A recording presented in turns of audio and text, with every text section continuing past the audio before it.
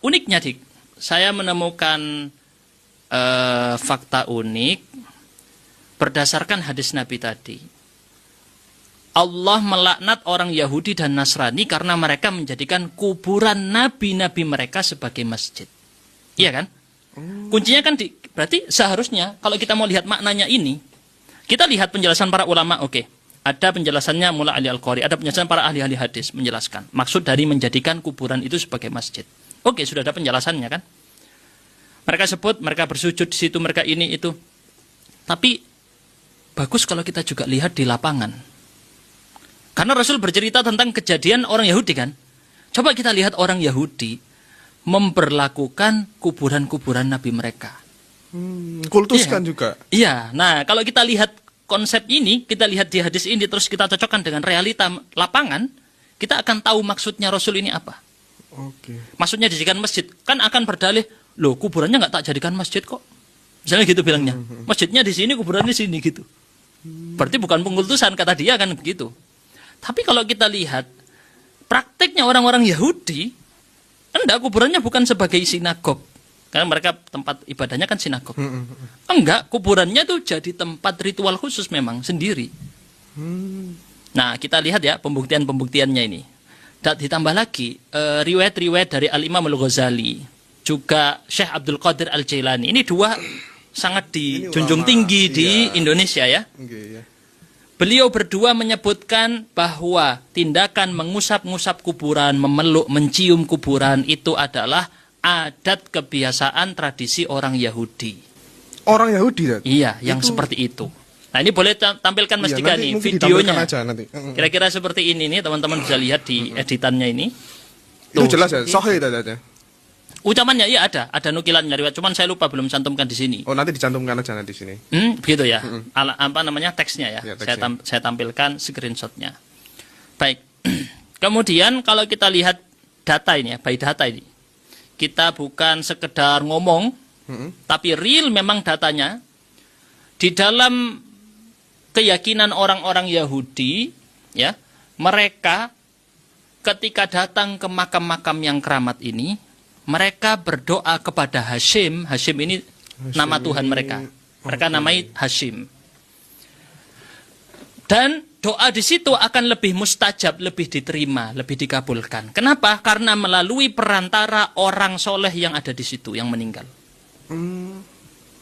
Istilahnya berarti apa kalau di kita? Minta ya pertolongan. Tadi tawasul. Tawasul ya. Tawasul. Tapi kalau yang kita tahu, yang dalilnya sahih, tawasul dengan orang yang masih hidup. Karena para sahabat tidak tawasul dengan Rasulullah saat beliau wafat. Tidak ada. Tidak ada satupun riwayat yang sahih, sahabat Nabi bertawasul dengan Rasulullah saat Rasulullah wafat. Tidak ada sama sekali riwayatnya. Yang ada justru Yahudi bertawasul dengan orang soleh supaya doanya diijabah. Orang soleh sudah meninggal. Makanya datang ke kuburan-kuburan ini. Ini real ya. Ini ada di dalam... Bisa teman-teman cek dari sumber-sumber Kabalah, Zohar. Disebutkan tentang ini. Kabalah ini kitabnya orang-orang Yahudi. Kabalah ini semacam ajaran tasawuf di Yahudi. Mirip dengan tasawuf. Paling miripnya kalau di Islam ada tasawuf, di Yahudi ada namanya Kabalah. Mirip seperti itu. Berarti intinya ajaran yang tadi kita bahas itu dari Yahudi. Ya, ada di Yahudi. Kalau dari Yahudi mungkin mirip tasyabuh. Serupa. Kalau di versinya Kabalah, sumber-sumber Kabalah yang disebutkan dalam Zohar, ya, mereka gambarkan orang yang datang berziarah ke makam tadi, jiwanya rendah. Yang dikunjungi ziarah ini jiwanya lebih tinggi, orang suci kan, orang soleh. Nah, supaya bisa doanya sampai ke Tuhan harus lewat orang ini, lewat orang soleh. Perantara. Ada perantara. Padahal Allah sudah sebutkan dalam Al-Quran gimana? Wa qala rabbukum ud'uni astajib lakum. Langsung. Kalau Tuhan kalian berkata apa? Doalah langsung kepadaku, dan aku pasti akan mengijabahi. Tidak ada Allah menyuruh kita mencari perantara. Wasilah yang dimaksud dalam Al-Quran itu adalah amal soleh. Lihat pada penafsiran para ulama, para salaf terdahulu. Yang ada kata wasilah. Ibtagu ilaihimul. Ibtagu, apa? Kata-katanya saya lupa yang wasilah itu ya. Di dalam Al-Quran ada. Ibtagu ilaihil wasilah. Saya agak lupa ayatnya. Wasilah yang dimaksud itu amal soleh. Bukan yang dimaksud adalah perantara lewat orang yang sudah meninggal. Nah ini uniknya ternyata berasal dari tradisi orang Yahudi. Bukti contoh ya, makam yang di dikeramatkan. Oke. Di ajaran Yahudi, orang-orang Yahudi, makam Rabbi Shimon Bar Yochai Siapa itu, Dad? di Gunung Meron, Galilea Utara, sekarang wilayahnya Israel. Dia orang dari abad kedua Masehi, ahli Mishnah, tokoh penting dalam Kabbalah. Kabbalah ini tadi kita bilang tasawufnya Oke. mereka. Tasawuf.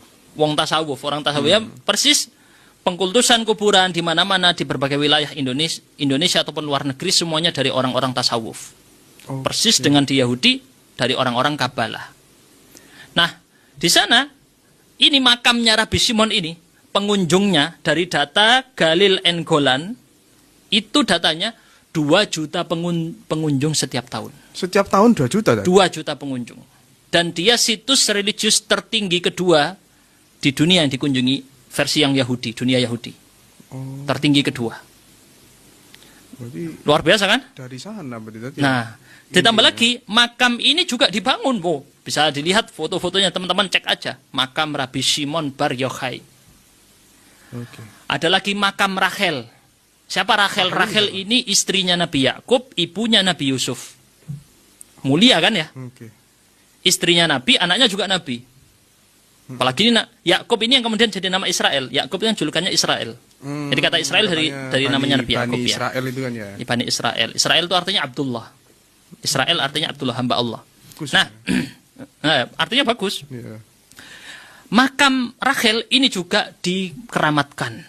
Rahel ini Iya, dikeramatkan. Rachel. Nah, tadi video yang saya tampilkan ini, yang saya kirim ke WA, Oke. itu makam Rachel yang dipeluk-peluk, ya, yang doa di situ, bernyanyi-nyanyi segala Mungkin macam. nanti ditampilkan ya, biar teman-teman tahu nanti. Iya, Di sini linknya. nanti Ah, ah. ditampilkan nanti. Nah, itu ada lokasinya di West Bank, di dekat Yerusalem, berarti di Palestina lokasinya. Itu salah satu dari 3 makam tersuci menurut orang Yahudi untuk ziarah. Pertama, makam Rachel. Kedua, tembok barat. Tembok barat itu tembok ratapan, Oke. disebut, Oh, yang orang-orang mereka nangis-nangis itu ya. iya, mereka harus bersedih di situ karena itu tembok sisa-sisa istananya Nabi Sulaiman. Sederhananya gitu aja wis. Oke. Nah, itu bahasa sederhananya. Nah, itu sisanya. Mereka sedih kehilangan, nggak ada lagi makamnya, apa namanya? Bait suci. Itu bait suci yang mereka yakini sebagai masjid pertama, tempat ibadah pertama di dunia. Tempat ibadah pertama. Walaupun dalam Islam itu tempat ibadah kedua. Dari Yahudi kan, pemahaman Yahudi. Mereka yakini pertama kali di dunia. Nah, Yahudi ini juga punya tadi apa pertama? Ada makam Rachel, Makam kemudian tembok barat, kemudian ada namanya Goa Machpelah. Goa Machpelah ini disebut makam para patriark dan matriark. Siapa maksudnya Pak patriark dan matriark? Ini 6 tokoh besar. Abraham, siapa Abraham? Nabi Ibrahim, Sarah istrinya, Istri Sarah. Ishak anak dari Anaknya. Abraham dan Sarah, ya Ishak. Rebeka istrinya Ishak. Oh. Jadi Ishak dengan Rebeka menikah, punya anak Yakub. Yakub. Kemudian Yakub punya istri Leah. Nah, Rachel ini istri keduanya Nabi Yakub, saudaranya Leah. Oke. Oke ya, ini Berarti ini silsilahnya Nabi Ibrahim sebenarnya. iya, ini silsilahnya Nabi Ibrahim, keturunannya terus. Yang kita akui semuanya adalah nabi kan ya, para Iya. yang laki-lakinya ini. Abraham, Ishak dan Jacob. Ini gua isinya kuburan mereka semua.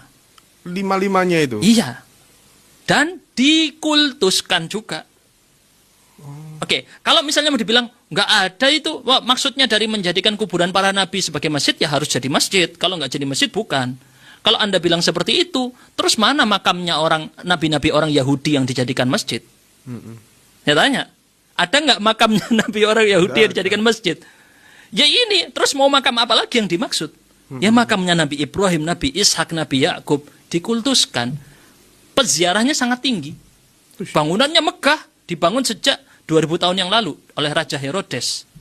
Udah lama dibangun. Gua itu. Berarti saat Rasul hidup itu sudah ada bangunannya. Oke. Iya kan? Sudah dibangun. Jadi bukan bukan sesuatu yang baru sekarang, enggak. Kalau saya simak sih kok hampir mirip sama teman-teman di suatu pulau di Indonesia tadi ya. Ya kira-kira begitu. Mirip-mirip seperti itu. Pengkultusan kuburan ini memang dari ajaran tradisi Yahudi. Makanya kalau dicari dalilnya Quran enggak ada. Dalilnya hadis yang sahih enggak ada, ya kan? Para sahabat enggak melakukan. Riwayatnya enggak ada yang sahih. Yang diklaim katanya Ini sudah saya bahas khusus di channel YouTube saya kan, malah promosi. Lihat channel YouTube saya di sana sudah saya bahas riwayat-riwayatnya itu lemah semua, bermasalah semua, bahkan lemah-lemahnya lemah sekali. Masalahnya bukan cuma satu, bertumpuk-tumpuk masalah riwayatnya itu. Nah, ditambah lagi, kok malah lebih cocok sama orang-orang Yahudi. Nah, itu. Ya ini bukan ajaran Islam. Bukan konspirasi ini kan. Bukan loh, buktinya Asli ini banyak. kan, Teman-teman tidak percaya? Ketika saya di Google, Goa Machpelah. Ketika saya di Google, apa? Makam Rachel, Rachel Stone. Ketika aja di Google ini ada lagi makam Maimonides. Ini Musa bin Maimun, seorang ahli sains, dokter di masa lalu, filosof, orang Yahudi. Itu juga 500.000 peziarah setiap tahun.